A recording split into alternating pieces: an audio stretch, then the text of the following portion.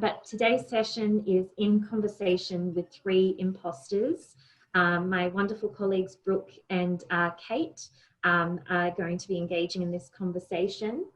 But firstly, I would like to acknowledge the traditional custodians of the varied lands which we all find ourselves today, and pay our respects to elders past, present and emerging, and to recognise that at this stage I'm on Jagera land, so I pay my respects to those elders past, present and emerging.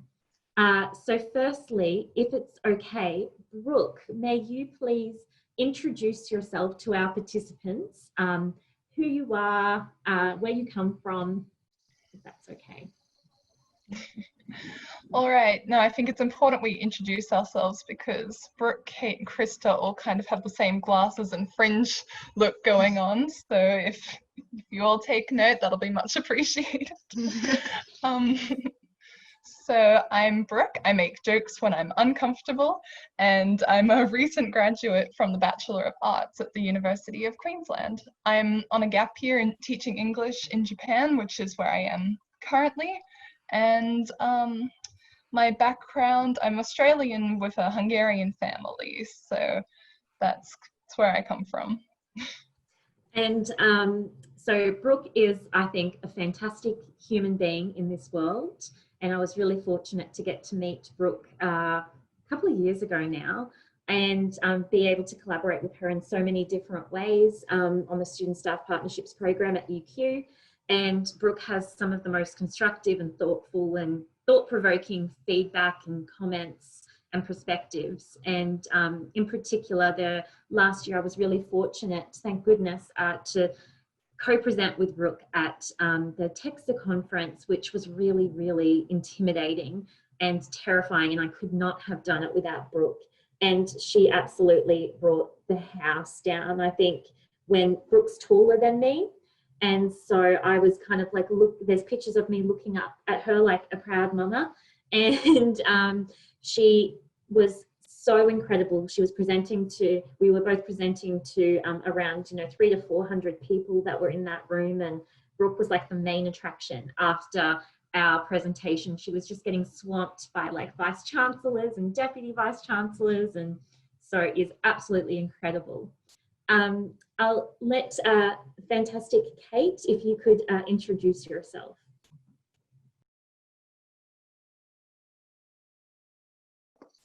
It'd help if I unmuted myself, but there we go. Okay,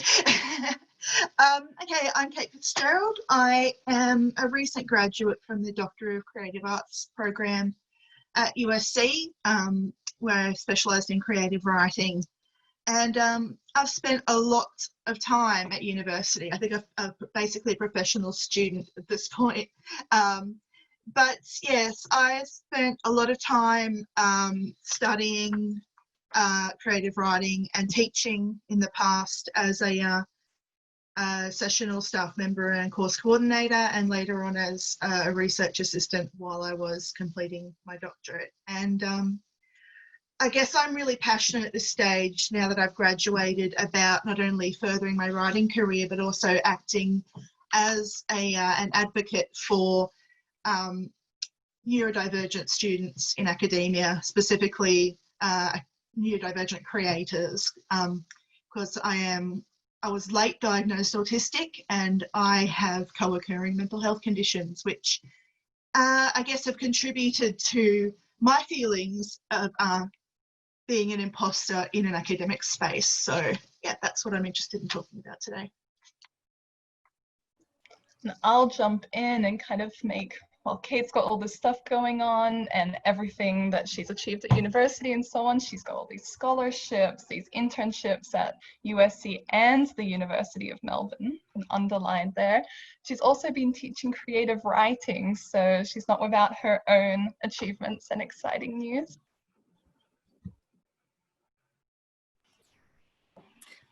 And I might just jump in to add too, because I've known Kate for quite a while, and I think we've been waiting for 15 years to have this opportunity to say congratulations for finishing your doctorate and everything that you've achieved in the last 15 years. So we met, I think, Kate, in your last year of your bachelor degree, when you had already decided that you wanted to do your PhD. And so I guess I've known Kate through, on the side of all those academic milestones and achievements in her life. And I agree that Kate is just one of the most amazing people I've ever met. And for someone who has always struggled with language, there is so much beauty that Kate has showed me from literature through her sharing that with everyone. So when we were at uni, there was no student magazine. So why not restart it? So we did that together. I fought and she actually did it. And she did it in such a different way that I expected that there was, it spoke to everybody, and the communication was such that regardless of what you were studying or what you were interested in, there would be something for you. So as a part of her PhD, she's also written a novel, and I couldn't congratulate her for that because when it arrived by post, I cried for 30 minutes. So because of the pandemic, of course, there's no there's no celebration, but unfortunately there can't be a ceremony. So, haha, Kate, congratulations again. And thank you so much for coming today and sharing, and for your amazing journey inside and outside of academia and all of the things that you've done on the side in supporting and getting Studio 23 off the ground. I think that's one big one that I might just mention now. So I think all of us here, so the panel, we're all interested in inclusion in the workplace and how we can make that happen in different ways and in the different spaces where we are. And I was struggling to figure out what I could do at the time, and Kate and her family were also trying to figure out how to do that in their community. And there was something missing, so they created something. And that was a enormous inspiration to me, that we don't need to sit and join something, we can create something ourselves, and we can maintain that ourselves. So thank you, Kate, and have a lovely session if I turn this on. Thank you so much, Krista. And I guess last but not least, my name is Madelaine-Marie Judd. I currently work here at the University of Queensland as the Student Partners Advisor, so leading the Student Staff Partnerships Project Program. It's a mouthful. But prior to this, I've worked at a couple of different universities in Southeast Queensland as like a project manager, but this was my first kind of student-facing role, which I've absolutely loved. And I'm currently a Doctor of Philosophy candidate in my spare time at Western Sydney University in the Institute for Culture and Society. So thank you all very much for joining us today. We really appreciate it, and thank you to my fellow conversation partners. So firstly, our first question, and to our participants, please don't hesitate to add any questions as well or interrupt us via the chat feature. But our first question is, what was a defining moment for you when you have felt like an imposter? So Brooke, if it's okay, do you mind if we start with you? That's not okay, because we didn't get to gush about your achievements like you did for us, and Krista so eloquently said. I think it's good for you all to know that Madelaine-Marie is a complete research powerhouse and has so many publications, that she's made a huge difference to student representation at a university which hasn't traditionally been so great with their barriers. And she is currently the advisor of one of the most well-known student staff partnership programs in Australia. Wow. And is a complete trailblazer for the research and practice on this, while in her spare time doing a PhD on cultural diversity. So I think that's really important that I say that before I start. Oh, thank you. And just everyone, I paid Brooke to say that. So she pays handsomely. Yeah, so a defining moment. This is my favorite story for parties, because I'm really fun. But I came from an immigrant family. English wasn't my first language, low socioeconomic, and first in family to university or any kind of higher education. And as a student, I never had any kind of push behind me or anything like that. So I got through high school with a beautiful OP13 with special consideration for all of my labels. And somehow I managed to get into the University of Queensland by the skin on my teeth. And I knew that. And my school advisors made sure I knew that. And when I started university, I walked into UQ on the first day with their big sandstone buildings and the prestige and the honor and everyone wearing boat shoes and expensive clothes and all that. And my first thought was, oh, you shouldn't be here. Like, this isn't for you. This is not for you. And I really took that with me into my classes and my studies. Everyone was already smarter than me. They were, just because they were here, not by the skin of their teeth, they were smarter, better, more connected. They knew the rules of how to act at university and how to get places. And I was so far behind that I never saw myself as, well, you know, what's the point of trying to catch up with all these people? They're infinitely better than I am. Why should I even bother? And I really slid through university, very, very basic grades, just surviving. And I started volunteering as a student leader for social aspects because I wasn't that great at making friends. And while I was volunteering, someone sent me an email, one of my supervisors sent me an email recommending that I sign up for the Student Staff Partnership Program. And that sounds fine, but the words prestigious scholarship and exclusive opportunity and all those other labels immediately said, oh, that's not for you. And I kind of laughed at him and I said, no way, I'm signing up for that. And he really insisted. He thought I'd be a good fit. And I eventually relented and I did a half-hearted proposal and just thought, I'll just have to live with the shame of getting my rejection email and then move on from there. And I got an acceptance email, which was even worse because I started sweating. And I realized that I'd somehow tricked them into letting me into their exclusive, prestigious scholarship program.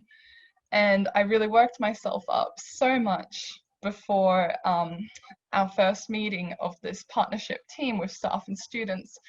And I was so nervous to go in there. I felt sick, I was sweating. And I walked into that room and two of the girls in there were talking about their upcoming all expenses paid trip to Israel, their internships based on their merit in all sorts of areas. And I almost backed out of that room and just pretended it wasn't me, you know, I don't know Brooke Szucs. But I sat down and I was waiting for them to realize that I shouldn't be here and for them to kind of politely ask me to leave. And very quickly it turned out that I was the only person in that room who actually had experience as a student representative on a project about student representation. And very quickly that flipped the switch on where I was and where I fit into that team dynamic, because suddenly I had all this information and all this direction, and these really great, amazing people were listening to me and valuing what I had to say. And that totally changed my outlook on myself and the value of my own experiences. Yeah.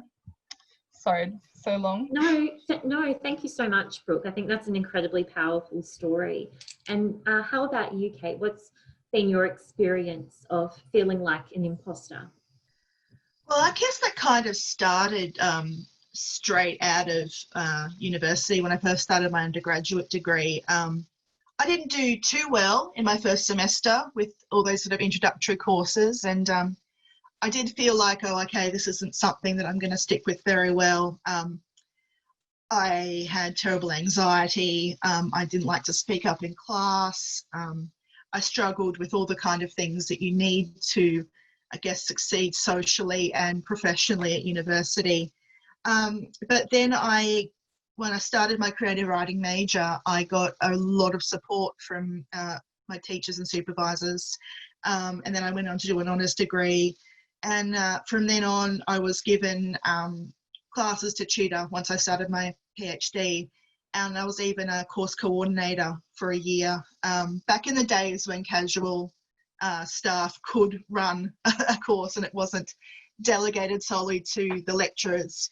And I really struggled with that because I think, okay, well, how did I get here? You know, it didn't feel like there were professionals in my field telling me that I was worthy of now teaching these things. It was more a case of, well, they're just my friends and they just gave me a leg up. And that's something that's happened a lot in my life. I don't think I've ever gotten a job experience without the help of a friend. And I think that's, you know, sometimes you think, oh, that's just nepotism and things like that. But for people like me, going into any scenario where you feel marginalised already, especially in academia and in literature and writing, I did feel like an outsider because I wasn't the ideal type of writer and academic. I am, you know, struggle to socialise. I struggle to self-advocate. I am not a great networker. I'm bad at small talk. I hate making eye contact. And all of those things that we generally value in professional people. And so when I got to the stage where I was doing my PhD, in meetings with peers and colleagues, and even conferences, I would just feel convinced that it was something that people were always aware of when I walked into a room, that I'm not behaving in a socially adept manner, that there's something off about me that, you know, doesn't make me a professional academic. Yeah, and I think that's a big part of imposter syndrome, is feeling like you don't have the same ability to perform as other people in the room just because you don't present those things that are seen as professional assets. So yeah, that was it to begin with. Yeah, no, thank you, Kate. I think for myself, there's been, and I know that, you know, Brooke and Kate, you probably feel the same way as well. There's been so many different moments of my life where I felt like an imposter. And I think similar to Brooke and Kate, I think of one of the first ones was that transition from high school to university. And I didn't really have people in my family that I could talk to or kind of unpack, you know, higher education. And similar to Kate, like that first semester at university, like I was used to getting good grades in high school, and then transitioning to university, I was like barely getting passes. And that was a really stressful point in time, because then you start completely doubting whether this is the right path for you, or you even supposed to be here. And then I think, you know, of a couple of other different circumstances, and one of them would be my first full-time job after my studies.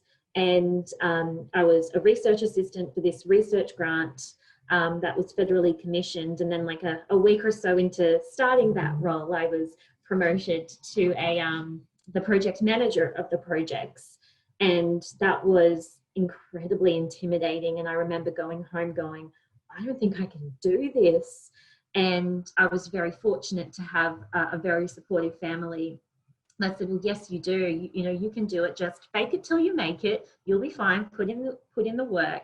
And with this particular research project, I was very, very fortunate, because we had to travel, you know, across every state and territory in Australia. And then also I got to go over to England, and I was interviewing like vice chancellors and deputy vice chancellors and business CEOs and students and graduates from all over. And to, you know, as a fresh graduate, to then be in those kind of high stake environments, that was an incredibly stressful point in time. And then if I think of it just more recently, I'm in about just over a year through my PhD, and I don't come from a philosophy background, and I'm quite a pragmatist, and I'm good at implementing things and getting things off the ground. But I've always felt like an imposter, and sometimes it's even those slights that that people might give you about, you know, that professional staff member versus academic staff member divide that there can sometimes be. And I think, you know, then feeling out of my depth in a PhD, going, well, that's really not how I think. And so I remember even leading up to my confirmation of candidature, there were so many times where I was just ready to run and pull the plug and go, I just can't do this anymore. It's not how I think. I don't belong here. I've been around those PhD students and that's not who I am. And so I think for me, it's something that, you know, at any point in which I think that I might be pushing myself and extending myself, which is important in life, I'll probably feel like an imposter, which isn't necessarily a bad thing. So kind of shifting focus a little bit, for Brooke and Kate, and whoever wants to answer it first, please feel free to.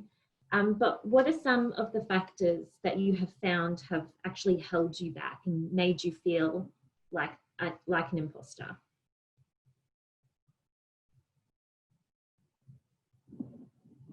You good to go, Kate? Yep, sure. Yeah, I think it all comes down to this kind of unspoken culture in academia, something I touched on before, and I think was touched on a little bit too in the previous session about professional inclusive leadership, is that academia itself can be quite daunting because there is this kind of idea of elitism. And I would think I'd approach this in terms of feeling like, as Madeleine and Brooke put it, that you don't feel like you have the strength to perform in these environments where everyone just seems to have it all together and know everything. And with things like, personally, I don't have great executive functioning or social skills, and I think being able to work diligently, and they have the old adage in academia, publish or perish, you know, you have to constantly, while you're writing your thesis, also engage in several conferences and write several papers. And if you can't juggle all that at once, you're not really considered an accomplished academic. But I think also in terms of accessibility of language and resources and output from academics, the language can be daunting and seem inaccessible. And a lot of the times we're afraid to admit when something doesn't make sense to us because we think, oh, this is all this jargon, all these words that I don't understand. Well, you know, I must just be stupid because, yeah, these people seem to know what they're doing and I can't write in this style at this level. I'd like it to be accessible. And I think we find it hard to admit when we're struggling, and sometimes, especially in my experience, it can feel like a kind of echo chamber where knowledge isn't specifically or effectively articulated and disseminated because we're afraid to challenge those styles and to put our hand up and say, actually, I'm not sure if that makes sense. Can we present it in a more accessible manner? Because I think ideally we'd like to make these resources accessible to anyone looking to acquire new knowledge. And I think students and staff are often afraid to admit they don't understand something or when they're feeling vulnerable or not coping and struggling to meet those expectations. And that's entirely imposter syndrome, no matter what your position in academia. And I guess because you feel that you have to hide that struggle because traditionally university culture prizes that sharp mind, that productivity, that sort of emotional resilience. And you only have to look, though, at the amount of students. I've seen the statistics of a lot of postgrad students who really struggle with their mental health, and ultimately that kind of thinking can do a lot of harm. And I think there definitely needs to be a shift in the way we think about how we discuss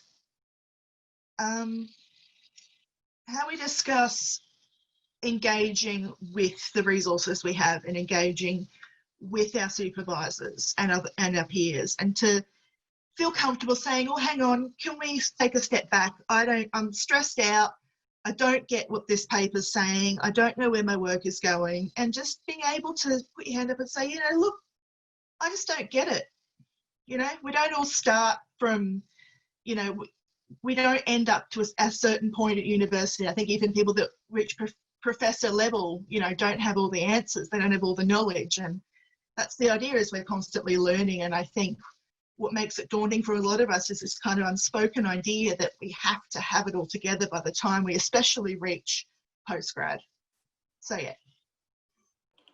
Thank you so much, Kate. And I think, and so for you, Brooke, what would you say were some of the factors that you found have held you back? I would definitely say, although you can't always tell from the outside, I have a lot of labels of things that make me less than with lots of these. That immigrant first and family, even things that I only know about myself, like having been given a English sounding name to fit in, or having lived in a caravan, things like that, things that I carry with me, and how that makes me view myself more than anyone else. But I think that some of the biggest factors there are definitely kind of when you self-sabotage yourself, you deselect yourself, and you take yourself out of these positions because you think, it's exactly what Kate said, you think when you walk in, everyone's like, oh, there's that girl who lived in a caravan, not like us in our mansions with our doctor fathers and things like that. No one's thinking that, unless you specifically have a t-shirt made for that occasion, which I'm considering.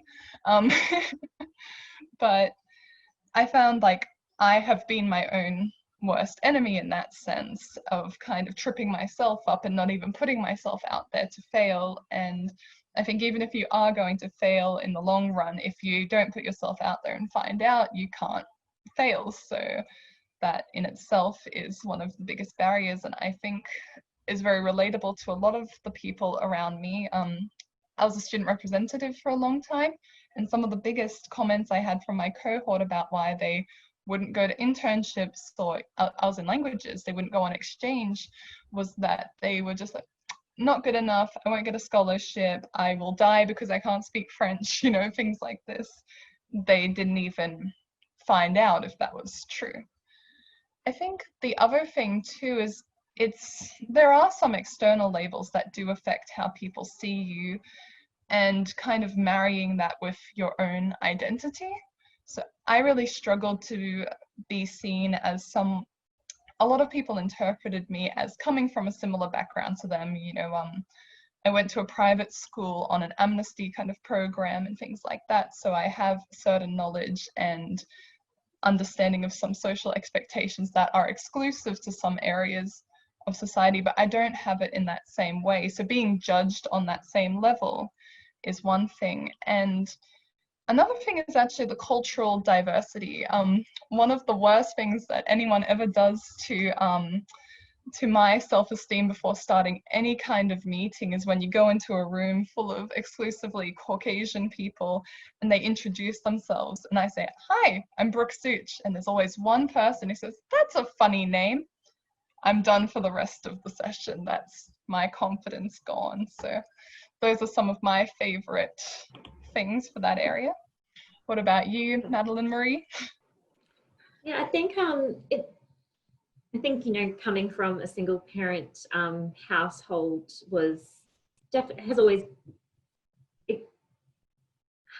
had different problems, and there's been different challenges associated with that. But then on the other side of the coin, it's made our family bond even closer together. So I do have a fantastic family that, we're so reliant on one another. But I think, if one of the key things that have really held me back is in terms of feeling like an imposter, has been my unrelenting standards on myself. I have expectations which I would never put on anyone else. So why on earth would I do that? Or, you might say something, you're like, oh, I could have said it better. Or, oh, I really shouldn't have said that. That probably wasn't, appropriate. Or I could have done this better. And so I think, you know, I've been making a real conscious effort, especially the last couple of years, to go to change the focus of, you know, there's no point beating yourself up about it because I can't change it, but rather to shift my focus to, well, what have I learned and what can I do differently next time? So look more to the future rather than just stew in it. So I think that would be one of the key factors. So I guess the next question that we have for each other is, how do we normalise this notion of feeling like an imposter, and should we normalise it then? So what do you think, Kate? I would say that the number one thing is to be honest and admit when we feel vulnerable. And I think a way around that is, it's not always easy to, as Brooke mentioned, walking into a room and thinking that, oh, this is what people are thinking about me, or, you know, Madeleine's example of putting those high expectations on yourself. You know, I always think about the phrase, you know, what if I treated someone else the way I treat myself in my head? You know, it would be horrendous, you know, dreadfully abusive situation. But yeah, I think it's really about creating a culture where students feel like they are able to come forward with questions and concerns. And I guess I have to continuously remind myself that just because I'm feeling it and thinking it doesn't mean everyone else in the room is actually thinking the same thing about me. And I'd like to see in the future environments that allow you to feel and admit to that discomfort. And allowances should be made for you accordingly. And be able to just say when you're feeling nervous, like, I'm nervous as hell now, and, you know, look, I've got a squishy penguin stress ball under my desk, I've got a fidget stick thing, and, you know, you need to just normalise admitting that you need a little bit of extra help to do these things. So even in a classroom situation, say in undergrad, something as simple as the teacher allowing a student to sit amongst their peers and present their oral presentation rather than standing out the front in front of a lectern. You know, just little things like that that really do not make any difference when it comes to that student's ability to perform their work and be a good student. My strength is written communication, but I can't particularly advocate for myself verbally. Yeah, at the end of the day, there are a lot of things that we value that really aren't important. And I think I've missed out on a lot of opportunities in postgrad because I struggle to attend social events. I'm not great at water cooler talk. I'm not good at putting myself forward for opportunities. And I think I spend a lot of my doctoral studies working from home because I didn't feel accommodated. I couldn't work in the postgrad room because I have sensory difficulties. I was sitting right next to the kitchen with smelly food and bright lights and loud microwave and kettle noises, and I just thought, I'm just going to have to do this from home. And then because I was never on campus, my supervisors would sort of half joking and say, oh, we forgot you existed. Who are you again? And I think it's true to the case that there are a lot of students that can't put themselves out there. And no matter how good their work is or how good their supervisors tell them their work is, if you don't, you know, constantly push, if you're not great at that chatter, if you're not great at looking the part and looking professional, then you will be forgotten. And I think it's all very well good and well to say you can be a self-advocate, but there are people, and I can really only speak specifically about neurodivergent students, where, you know, there needs to be peer support and the support of academic staff to keep an eye on their students and say, oh, hey, you know, you haven't been around much, and I've got this, you know, I've got this conference coming up that I think you'd be great to present at. and not just think, oh, well, she's not around, she's not engaging. Whereas in reality, I was just furiously studying and doing the best I possibly could with my work. But I do think that there needs to be peer-to-peer mentorship,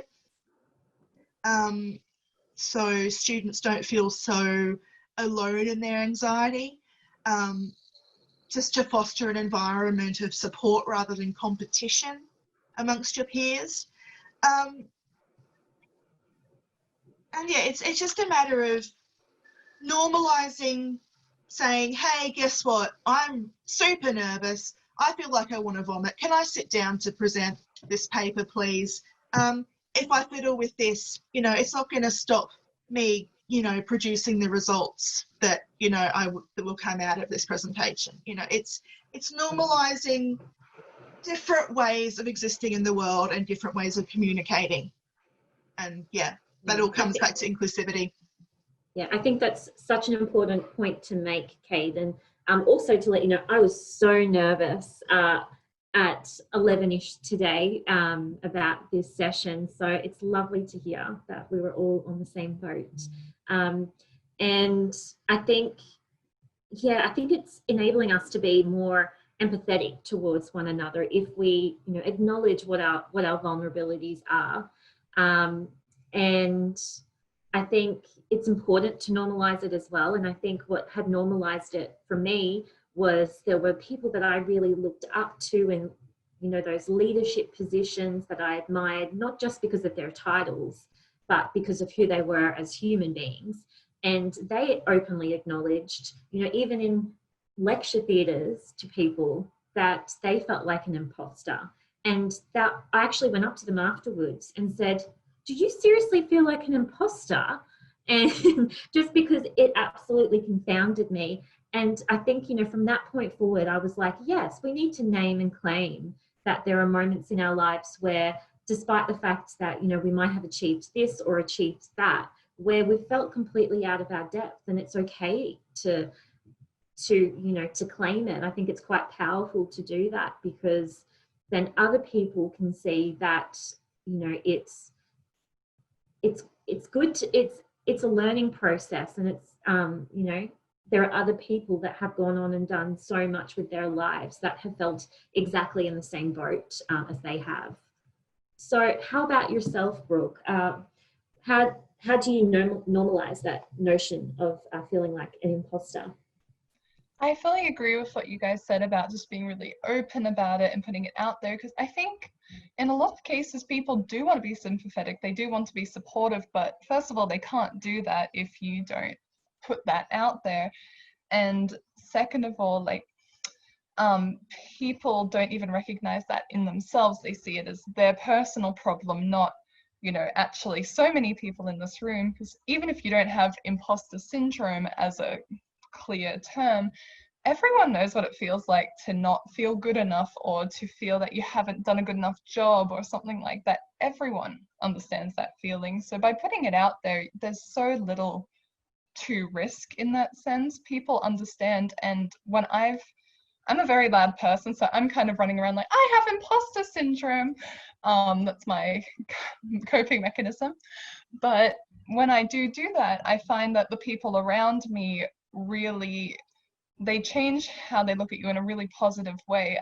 I've been at big important meetings where big important people next to me, I've mentioned to them that I'm nervous, and when they see I'm trying to bring up a point, they bring everyone's attention to me and kind of look at me and give me a smile, just really tiny things like that.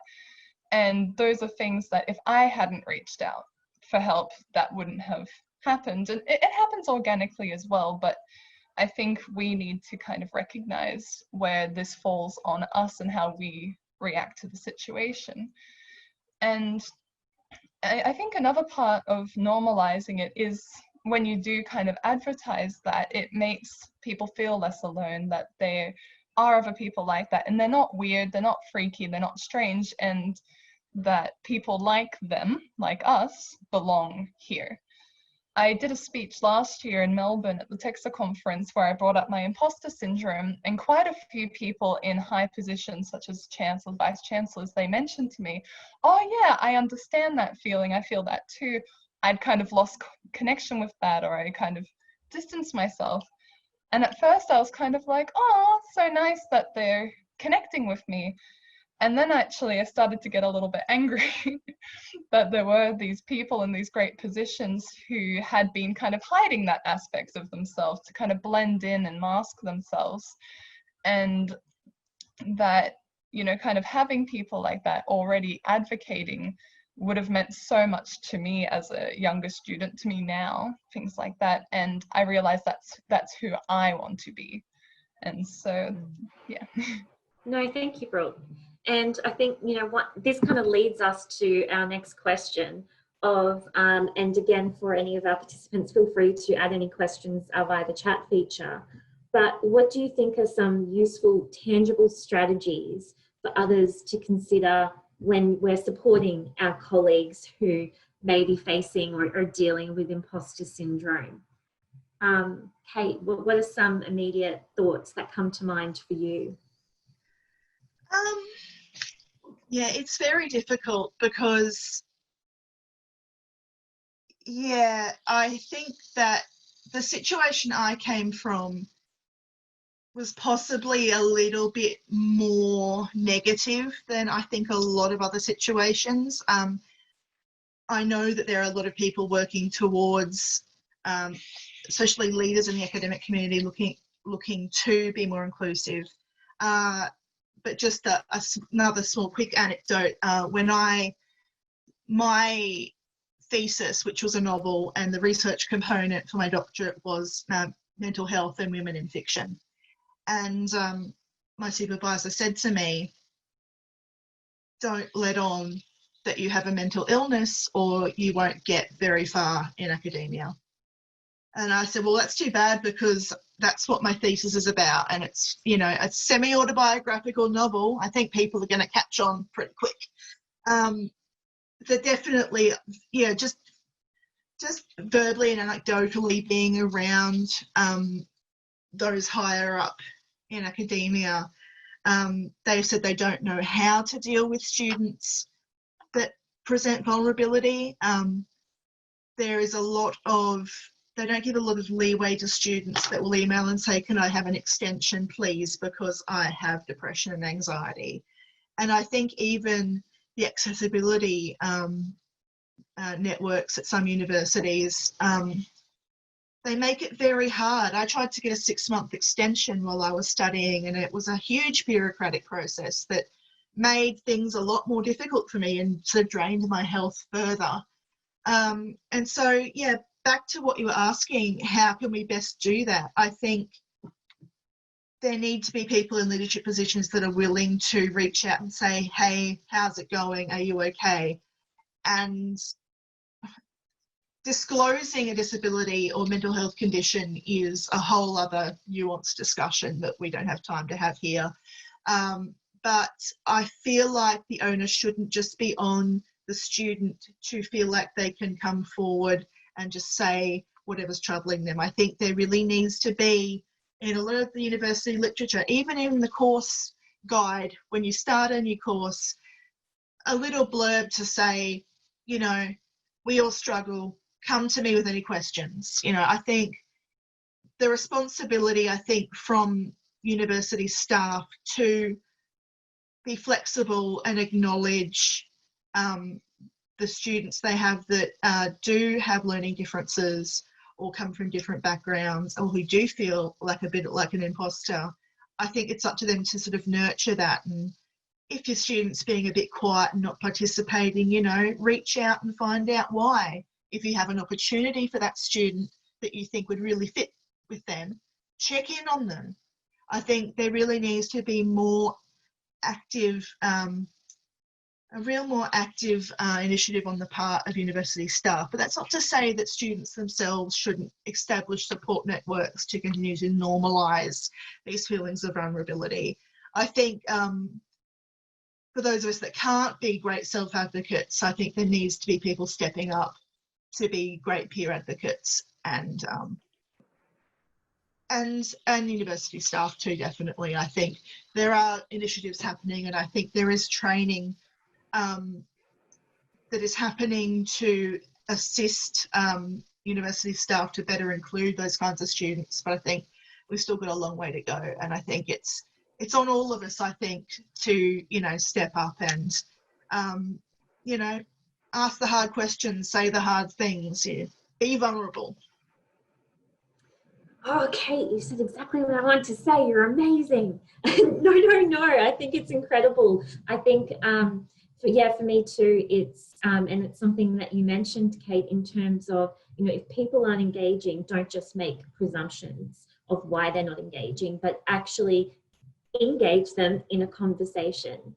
And just even in like the partnership space, as like a bit of an example, there's been staff members in the past that have said, well, they don't care about the projects. They're not even engaging. They're not answering emails. And then I will say, well, have you reached out to them? Have you made regular like catch-ups? And then they say, well, no.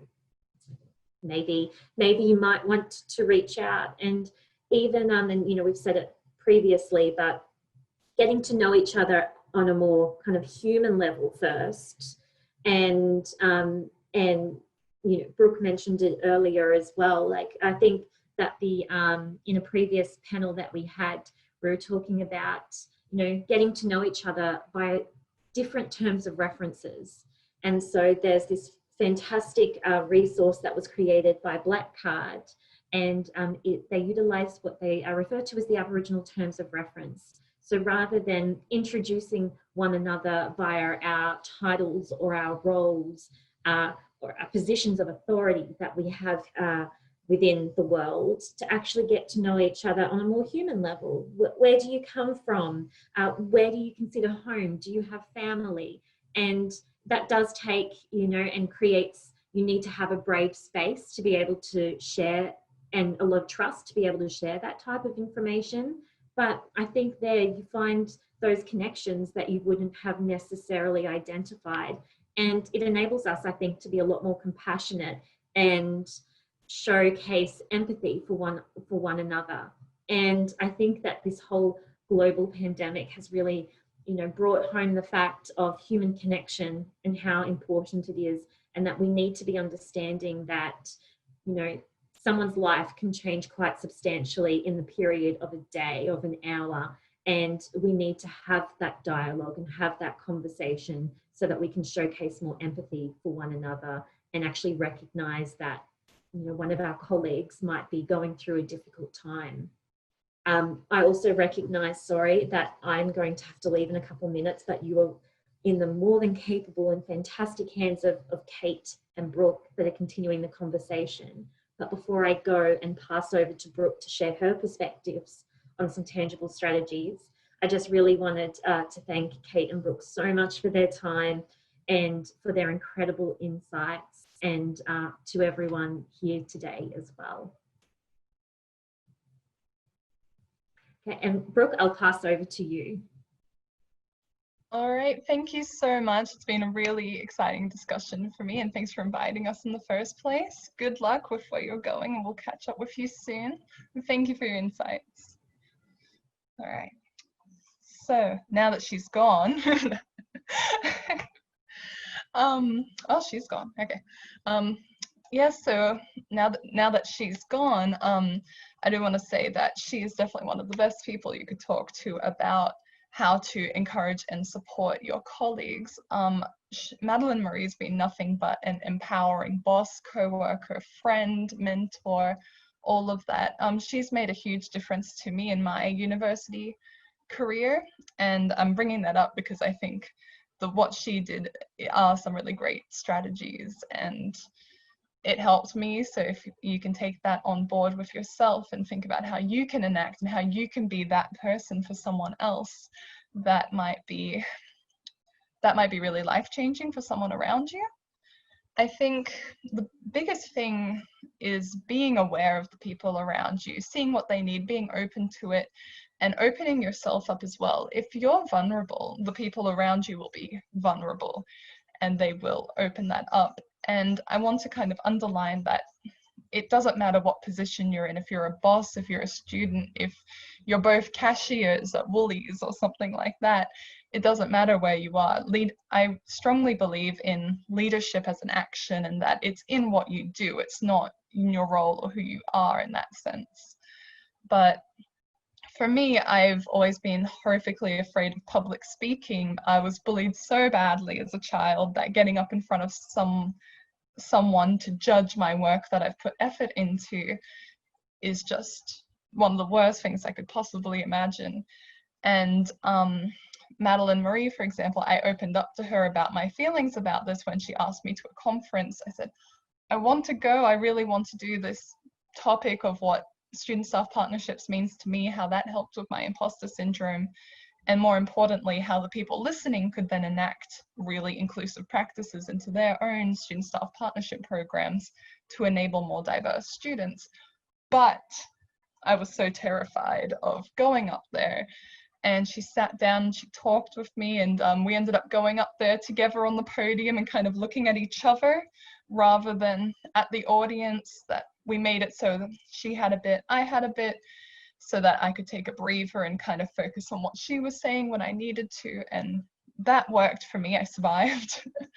But of course, everyone has their own methods of doing that. But just the fact she took that time to sit down with me, to actually create something that I could participate in and to get my voice out there, made a huge difference, because any other academic or someone at the university would have said, oh, okay, I'll find someone who can do it, like, easily and not bother.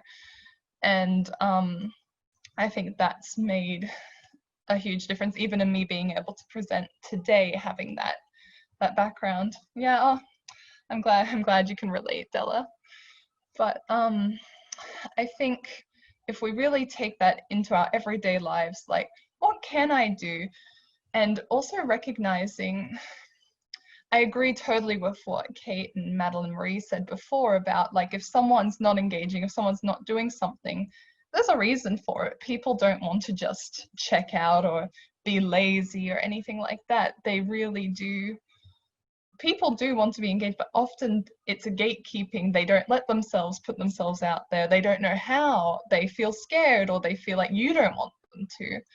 And if you kind of open that up, that can change things. Like, as a teacher and as someone who was a disengaged student, I was always treated as a problem. You know, I was a problem student. I wasn't engaging because I hate school and whatever, not because I had home problems and emotional health issues and all things like that. It was always, she needs to behave, put her in this corner until she behaves, not actually, why does she get upset when we want her to do math or something like that? And changing that framework, which is how everyone has always treated me in the past, to then having Madelaine-Marie, who I was working for at one point and also with as a student partner, who was very much like, why and how can I help you? That changes everything. But yeah, so Kate, what are your thoughts now, for we've got a few more minutes there, and if anyone wants to ask us some questions or reach out or just say hi. Yeah, I think that's really important. I think the relationship, Brooke, that you have with Madelaine-Marie, I definitely have with Krista, as she so beautifully introduced me earlier. You can't just say to a lot of people, you just go for it, do it. You've got the skills, you've got the intelligence, just do it. Because we can't all, for whatever reason, put ourselves out there. And I think for a lot of years I've felt a lot of guilt getting a lot of opportunities via my friends. But you know, it's how we get opportunities, especially to those of us that don't, like me, present well at job interviews. I have never gotten a job by going into a room and presenting to strangers in my own way. Like, I really do think that you need those contacts, and there's nothing wrong with your friends giving you a leg up. You know, sometimes, you know, we need help to get to where we are, and no matter how much, how accomplished you are, how intelligent you are, I think we shouldn't be afraid to say, look, I'm way too nervous and scared to even approach that.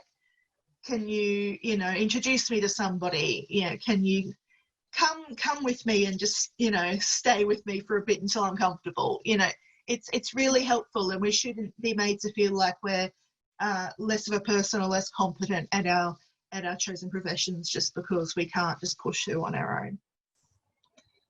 Absolutely, I fully agree there. And I think definitely just being open, being out there, and kind of connecting with each other in that way is so meaningful. And that can apply not just to imposter syndrome, but people with, you know, all sorts of disabilities, different backgrounds. People always have barriers and what helps them to engage. So all of this can be taken with you there. But yeah, so we're almost out of time. Kate, do you have any last comments for the people at home?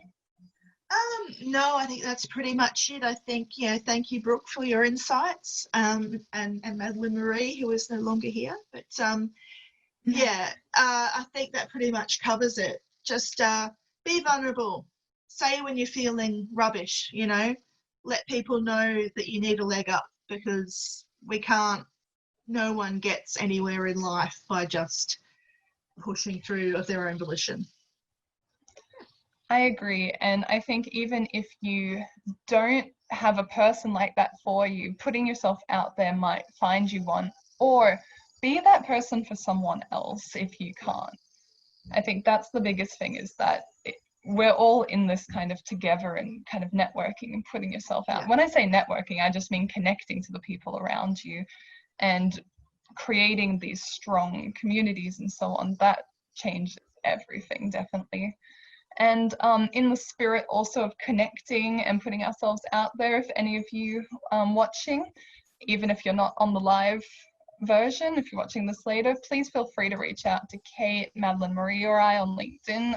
We're really keen to put ourselves out there and have a chat about any of these issues or anything else that you want. So that is in the link connected to this stream. And thank you all so much for coming along and listening to us. And I hope you could relate and take something out of it. Thank you, everyone. Right, thank you. All right.